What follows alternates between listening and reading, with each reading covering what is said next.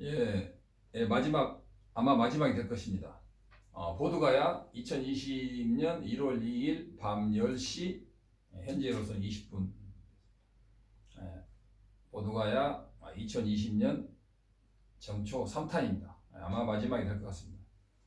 바로 들어가기 전에 아시는 분은 다 아시겠지만 보드가에 대해서 한두 가지 이야기를 하자면, 보드가에 오시면 이게 호수가 있어요. 부처님 뒤에 큰 용이 뱀의 모습으로 이게 비가 오는 걸 가리는 큰 호수가 있는데, 그 호수 앞에 보면 높이가 한 3m 50 정도 되는 돌기둥이 있어요. 사람들이 거기다가 동전을 던져서 그게 얹어지면 복이 온다고 던지는데, 사실은 그게 뭐냐면, 부처님 당시에 부처님이 돌아가시면 말세에는 사람들이 키가 작아져 가지고 부처님이 그렇게 컸다는 것을 못 믿을까봐 부처님 당시 키를 똑같이 재가지고 돌기둥을 해놓은 거예요. 제가 자세히 보지는 않았지만 그 돌기둥의 높이가 3m 50 정도 되는 것 같아요. 근데 사람들이 그걸 모르고 동전을 던지는데, 부처님의 살아생전의 화신불의 크기가 서가모니 크기가 3m 50. 그래서 부처님은 앉으면 장육중상, 앉으면 보통 사람 1m 80 사람과 똑같은 키가 되는 거예요. 그 다음에 제가 가지고 있는 게 있는데, 3m 50이면은 발바닥 사이즈가 어느 정도 되냐? 우리나라의 거인이 217m 이봉걸 시죠? 그 사람 발이 얼마예요? 35cm? 그래서 3m 50이면 이 정도, 이게 부처님의 실지. 이게 부처님의 실지 발 사이즈래요. 그래서 이게 부처님 실지 발 사이즈인데 하나의 상징이라고 생각하시면 안 되고요. 실지 부처님의 발 사이즈예요. 그래서 이런 것을 왜 만들었고 이걸 찍어서 파냐면, 미래에 사람들이 믿지 않을까봐 이렇게 돌에다 만들어서 하는 거예요. 그 다음에 부처님의 그 키도 그렇게 한 거고. 그래서 이제 부처님의 지금 서가모니 부처님이 보도가의 대탑에 있는 부처님이, 지금 서가모니 부처님의 12살 때, 12살 때 키가 컸어요. 부처님이 30살 때 그 몸이 아니고, 지금 부처님은 보도가의 대탑에 있는 부처님은 12살 때, 그 다음에 8살 때의 크기는 지금 2층에 있었는데, 그 인도의 왕이 당태종에게 선물로 보냈죠. 근데 그 부처님은 나중에 문성공주를 통해서 티벳에 닷산에 가가지고 족황사원에 티벳 보물 1번으로 모셔져 있는데, 그 부처님은 서가모니 부처님이 8살 때, 근데 8살 때 이미 우리 어른만 해. 12살은 우리 어른보다 훨씬 크죠. 그래서 지금 서가모니 부처님이 보드가야의 대탑에 있는 서가모니 부처님이 12살 때 앉은 키를 딱 맞춘 거예요. 그것을 잘 아시고, 정말 불자님들은 보드가야 오실 때 보드가야에 얽혀진 수많은 일화, 역사, 사연, 호법신, 그 다음에 보드가야가 구사론에서 볼 때 정말 미래의 미륵불이 와서 다시 선벌할 수 있는 그런 어마어마한 것이고, 지금은 티벳 사람들이 와서 오치에 투지도 하고, 지금 달라이라마께서 이번에도 또 보리심의 강의를 하시고 계십니다. 그래서 정말 관음보살의 화신이신 이런 선지식을 만나는 게 백천만금 난조고, 그 다음에 불교를 만나기 힘든다는 것은, 첫째, 부처님이라는 명호를 듣기가 힘들다. 둘째, 부처님이라는 명호를 들어도 부처님의 5계를 듣기가 사실 힘듭니다. 왜냐? 5계를 지키지 않으면 다음 생에 다시 인간 몸을 이나 천상 몸을 받을 수 있는 기회가 없는데, 사람들은 그걸 모르고 자기를 위해서 살생도 하고 회도 먹고 사냥도 하고 낚시도 하고 낙태도 하고, 낙태는 지옥 가는 거죠. 그 다음에 도둑질하고 훔치고 사기치고 거짓말하고 음행하고 술 마시고 담배 피고, 이거 지키기가 굉장히 어렵죠. 그러나 이걸 지키는 고통보다 나중에 얻는 과보는 100배 1000배 뛰어나요. 그래서 부처님이 계율을 미래의 중생을 위해서 5계를 크게 정하십니다. 그래서 스님들도 살도 운망 다 지켜야 돼요. 그래서 정말 그 다음에 부처님의 견해, 부처님이 오신 가장 핵심적인 이유는 뭐냐? 우리가 부처님 오신 날에 연등 키는 핵심적인 이유는 이 우주의 윤회에서 벗어날 수 있는 길은 인간들에게 열려 있지 않아요.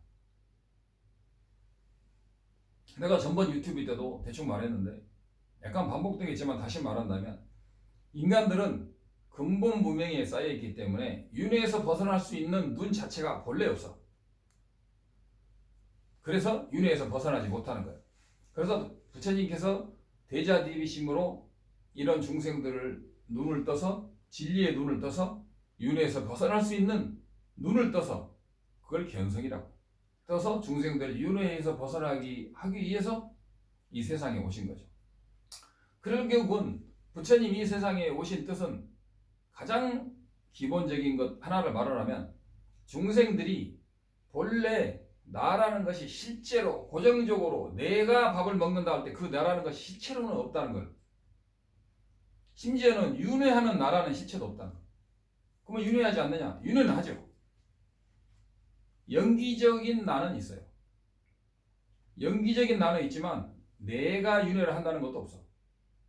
그래서 부처님의 견해는 견해가 중요해. 아무리 산매에서 허공에 우주에서 산소 한 개도 없는 완전히 진공 상태에서 천년 만년을 억년을 억겁을 산매에 들어도 그것이 윤회에서 벗어날 수 있는 길은 없어요.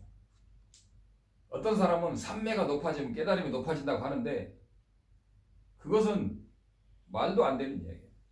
비상 비비상처의 무색계 신들은 8만 급, 지구가 8만 급이 깨질 때까지 산매에서 나오지 않지만 그 절대로 윤회에서 벗어날 수 있는 산매만 가지고 윤회에서 벗어날 수 있는 길은 없어요.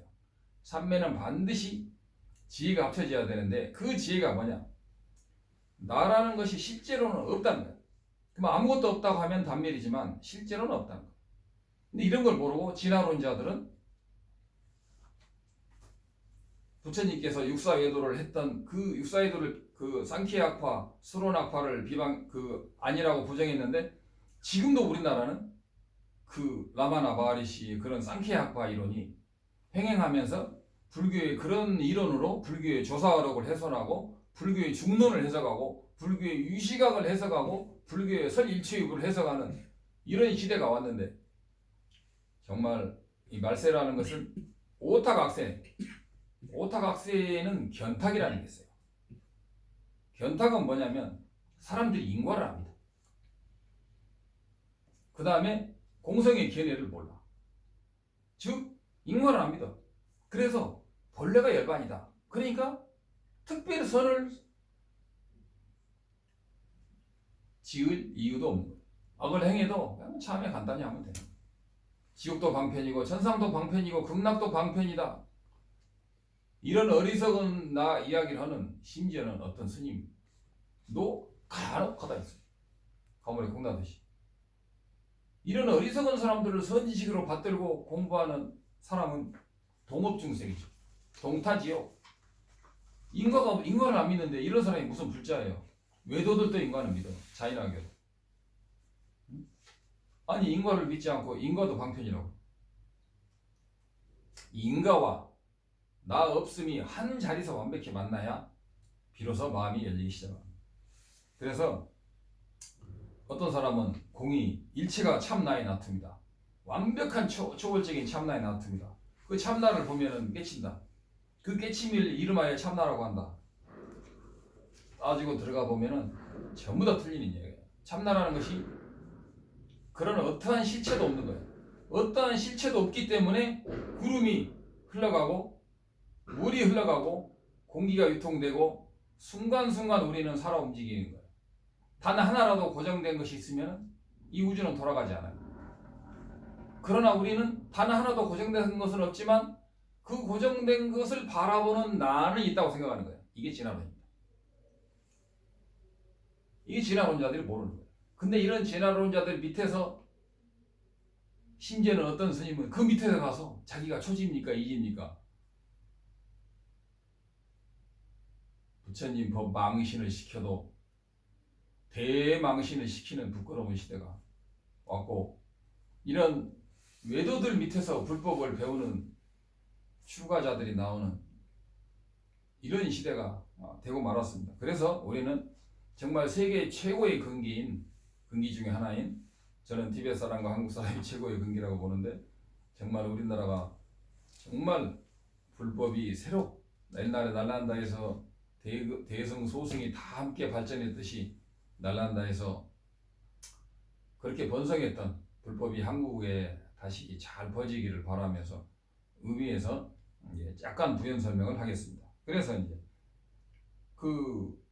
이 거사는 뭐라고 하냐면, 소승에서는 에고는 참나가 아니고 버려야 되는데, 아까도 말했지만 대승에서는 에고도 참나다. 에고가 참나니까 에고 하는 짓도 참나겠죠. 이런 사람은 인과를 몰라요. 그리고 자기가 무슨 말 한지도 몰라. 자기가 인과를 부정하고 있는지도 몰라. 에고는 참나가 아니다. 에고 당연히 참나가 아니죠. 참나란 건 없어요. 에고는 참나가 아니고 나가 또는 참나가 있다고 집착하는 마음에서 저지른 업이 다시 자기를 치는 거예요. 근데 그 자기라는 것도 독립적으로 있는 건 아니라는 거죠. 실제로는 업을 짓고 받는 나라는 것도 독립적으로는 없어요. 약간 어려운 이야기인데 이것을 아셔야 되고, 그 다음에 이분은 만법이 육군이라는 거야. 만법이 무슨 육군이야. 육군이 있고 대상인 육경이 있고 육식이 18개가 있는 것이 만법인데, 이 사람은 육군이라고 말해. 불교 이론을 모르면서 불교에 자기가 마스터 오브 마스터처럼 행세를 하는데, 정말 불자로서 제가 부끄러워집니다. 이런 사람들이 왜 불교를 강하게 놔둬야 되는지. 그래서 불자님들도 잘 아셔야 돼요. 에고는 상주분면의 참나가 아니다. 소승에서는. 대승에서는 참나다. 소승과 대승은 물과 기름처럼, 아니 물과 우유처럼 서로 전혀 어긋나지 않아요. 소승에서는 윤회에서 벗어나기 위해서는 에고와 유루의 오온을 벗어야 돼. 부처님의 오온은 무루의 오온이에요. 무루의 오온은 빵자, 즉 버려야 될 대상이 아니고 랑자, 우리가 성취되어야 할 부처님이 법신, 보신, 화신에서 부처님의 보신은 우리가 성취돼야 돼. 근데 이 사람은 범부의 죄악의 몸, 윤회로 지은 개의 몸, 그 윤회로 지은 개의 몸도 참나라는 거지. 참나에서 나왔다는 거지. 인과도 없고. 그래서 이런 것으로 파고 들어가면 좀 전혀 불법에 맞지 않는 이론들이 유튜브에서 많이 행행하고 있어서 제가 오늘 2020년 정초 본문을 하고 있습니다. 그래서 이제 이 사람이 또 하는 분이, 오온의 소승에서는 도적인 줄 알았는데 대승에서는 오온이 내 자식이더라. 버릴 것도 없더라. 소승과 대승을 서로 반대로 보고 있는 거예요. 소승과 대승은 이게 아니에요. 물과 우유처럼 항상 섞이는 거예요. 해탈을 위해서 유루의 오온은 버려야 되지만, 그러나 그 오온의 본 성품이 공하다는 거예요. 공하다는 것은 열반이라는 것이 일테면 청정하다는 뜻도 있지만, 오온이 공하니까 더러운 물에서 깨끗한 물로, 범부의 오온이 부처의 오온으로 바뀌는 거예요. 그래서 범부의 오온이 색수상 행식이 부처님의 색수상 행식으로 바뀌는 거고, 범부의 그 번뇌와 시기, 유시각적으로 말하면 성소작지, 묘관찰지, 평등성지, 법계체성지, 원만성지로 대원경지, 이런 거로 바뀌는 거예요. 바뀌는 거죠. 더러운 흙탕물이 맑은 물로 바뀌듯이. 근데 대승과 소승을 반대로 보는 거예요. 이것도 어리석기 짝이 없는 거죠. 모든 부처님의 법은 방편으로 끌어올리는 거예요. 끌어올린다고 해서 초등학교 법문은 틀리고 대학교 법문은 옳다, 그런 건 아니에요. 초등학교 법문을 바탕으로 대학교 법문을 가는 거죠. 그래서 청기불교에서는 오온을 버리라, 대승불교에서는 오온이 열반이다. 모르니까 이런 말씀을 하는 겁니다. 그래서 우리 불자님들은 반드시 이런 부분을 잘 알으셔야 되고, 앞으로도 이런 진화론이나 참나론의 허점을 제가 꾸준히 하겠습니다. 그래서 우리 정말 백천만금 난족이라는 것은 올바른 견해를 만나기가 백천만금. 그리고 올바른 견해를 말하는 선지식을 만나기가 백천만금 난좋은데 제가 볼 때는 이 날란다의 법맥이 현재 쫑카파를 거쳐서 아티시아 존자를 거쳐서 지금까지 달라이라마의 법에 의존해서 완벽하게 내려왔다는 게 기적 중에 기적이고 진정한 기적은 이런 거라고 생각합니다. 이 지구가 몇십억 년이 같이 모르지만 이 지구도 무상하고 이 지구의 태양도 어떤 다른 태양을 돌고 있다 본데 이 태양도 무상하고 다른 태양을 돌고 있는 그 태양도 무상하고 결국은 다 무너지지만 부처님의 법신은 무너지지 않고 부처님의 보신도 무너지지 않는다는 말이 있잖아요. 이런 참나 이론 같은 이론은 정말 말세에 그 불법과 섞여서는 안 되는 굉장히 정확히 갈라서 버려야 되는 불자들은 꼭 버려야 됩니다.